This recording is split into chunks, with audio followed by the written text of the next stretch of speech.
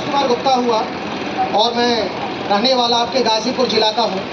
और मैं आपको ये बताना चाहता हूँ कि मैं इस इंडस्ट्री में इसलिए नहीं आया था कि मुझे डायरेक्ट सेलिंग करना था। मैं इंडस्ट्री में इसलिए आया था कि मेरी कुछ परिस्थितियाँ ऐसी बनी थी, लेकिन क्या बनी, कैसे बनी, मैं 2 मिनट के अंदर आपके सामने रखना चाहूँगा। मेरा जो एम था, मेरा जो गोल था, वो डॉक्टर बनने का था।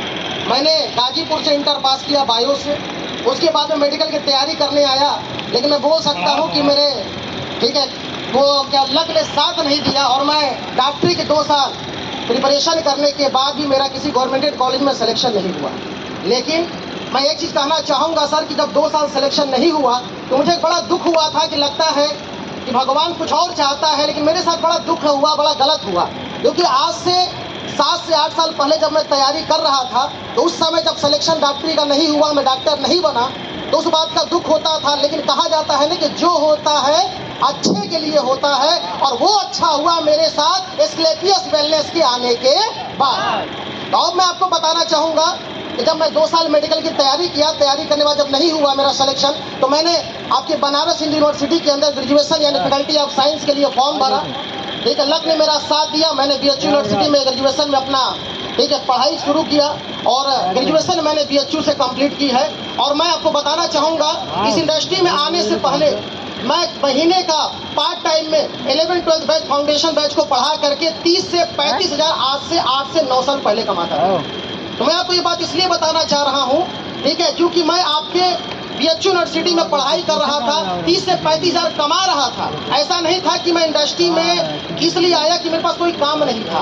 ये कहते ना कि कुछ लोग सोचते हैं कि इसमें वो लोग काम करते हैं जो कम पढ़े लिखे लोग होते हैं या जिनके पास काम नहीं होता। मैं पढ़ा लिखा भी था, आगे मैं MSc भी कर सकता था, PhD करके प्रोफेसर बन सकता, मेरे पास ऑप्शन थे। 30-35 हज़ार पार्ट टाइम में कमाता, लाख रुपया महीने के लिए कोई दिक्कत नहीं होती, क्योंकि मैं फाउंडेशन बैच जो आज IIT PMT की तैयारी करते वहाँ मैं बायोलॉजी की कोचिंग पढ़ाया करता था। लेकिन उसी के दौरान हमारे ग्रेट गुरु मिस्टर अमित कुमार दुबे सर, मैं चाहूंगा गुरु जी के लिए जोरदार ताली होनी चाहिए, हमारे idol mister Amit Kumar Dubey sir, जिनसे BHU कैंपस में मेरी मुलाकात हुई। उन्होंने मुझे डायरेक्ट सेलिंग के लिए इनवाइट किया। लेकिन मैं कह सकता हूं कि डायरेक्ट सेलिंग में 3 साल काम करने के बाद भी मुझे सफलता नहीं मिली, और डायरेक्ट सेलिंग के लिए मैंने, इस इंडस्ट्री के लिए मैंने अपनी ग्रेजुएशन की पढ़ाई कंप्लीट करके MSc फर्स्ट ईयर में मैंने BHU यूनिवर्सिटी को ड्रॉप आउट किया। वहां से मैंने पढ़ाई को छोड़ दी, जबकि मेरा जूलॉजी ऑनर्स था। 30-35 हज़ार रुपया में पार्ट टाइम में जो कोचिंग पढ़ाता था उसको भी मैंने डायरेक्ट सेलिंग इंडस्ट्री के लिए क्विट कर दिया। और जब मैंने इन सब चीज़ों को छोड़ा तो बहुत सारे लोग मुझे बोला करते थे कि तुम्हारा डिसीजन गलत है। और मैं आपको एक बात बताना चाहूँगा, पढ़ाई छोड़ने के 1 साल तक मैंने अपने माता पिता को ये नहीं बताया कि मैंने BHU यूनिवर्सिटी से पढ़ाई छोड़ दी है और मैं फुल टाइम कोई और काम कर रहा हूँ। लेकिन जब 3 साल मैंने उस काम को किया, ठीक, उसके बाद भी मेरा जो है कहीं कुछ नहीं हुआ डायरेक्ट सेलिंग में। उसके बाद मैं अमित दुबे सर को फोन किया, बड़ा परेशान हुआ कि सर लगता है कि हमने कोई डिसीजन गलत ले लिया। उसके बाद गुरु जी ने एक बात बोली कि अविनाश जी रुके रहिए, और ये बात 2016 लास्ट की है। उन्होंने बोला कि एक मीटिंग होगी और डायरेक्ट सेलिंग के बहुत अच्छे लीडर हमारे बीच आएंगे जो हमें कुछ बातें बताएंगे, फिर आप डिसीजन लेना आगे क्या करना है। लेकिन मैं आपको बताना चाहूंगा कि 2016 लास्ट में मेरी और हमारे जो गुरु जी ने हमारी मुलाकात कराई थी, मिस्टर महिपाल सिंह सर, गुरु जी का जोरदार ताली, जिनकी वजह से मुझे AWPL इंडस्ट्री को देखने का मौका मिला।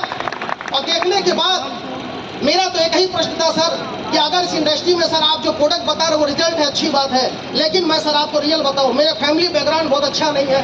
डॉक्टर बनने की ख्वाहिश थी सर, वो भी मेरी खत्म हो गई सर। मैं 30-35 हज़ार रुपया कमा रहा था, वो भी मैं छोड़ चुका हूँ। मैं MSc कर रहा था सर, वो भी छोड़ चुका हूँ। अब मुझे पैसे कमाने के लिए कुछ बहुत बड़ा नहीं दिख रहा। अगर हकीकत में यहाँ पैसे आते हैं तो आप मुझे वादा करिए, उसके अन्यथा कोई दिक्कत नहीं। तो महिपाल सर ने एक बात बोली थी कि अविनाश सर, यहाँ पैसे जो दिखाए जाते हैं वो हकीकत में आते हैं। क्योंकि मैंने यही सबसे पहला प्रश्न किया था, क्योंकि आज से अगर मैं 7 साल 8 साल पहले की बात करूँ तो 22-23 साल की उम्र में सर सबसे ज्यादा जो जरूरत होती है एक इंसान की, होती है कैरियर की। तो कैरियर के लिए मैंने सर से बात की, और जब ये बात क्लियर हो गई तो मैंने 2017 से हम लोगों ने इस बिजनेस में मैंने अपने फुल टाइम कैरियर को लगाया, काम की शुरुआत की।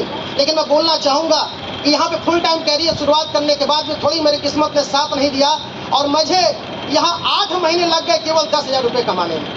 यानी कि मैं आने के बाद भी लगभग जो है 8 महीने तक मेरा बहुत अच्छा बिजनेस नहीं चला।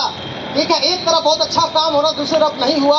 और उसके बाद मैं 8 महीने के बाद कौशाम्बी जिला में आया, और मैं कौशाम्बी आने के बाद फिर सिल्वर बना, यानी कि 8 महीने तक स्ट्रगल करने के बाद भी, जबकि मैंने डायरेक्ट सेलिंग इससे पहले भी 3.5 साल दिया था, फिर भी 8 महीने स्ट्रगल करने के बाद मेरी टोटल आय 10,000 रुपये थी। अब आप सोच के देखिए, अब मुझे इंडस्ट्री में आगे बढ़ना चाहिए था कि बैक हो जाना चाहिए था।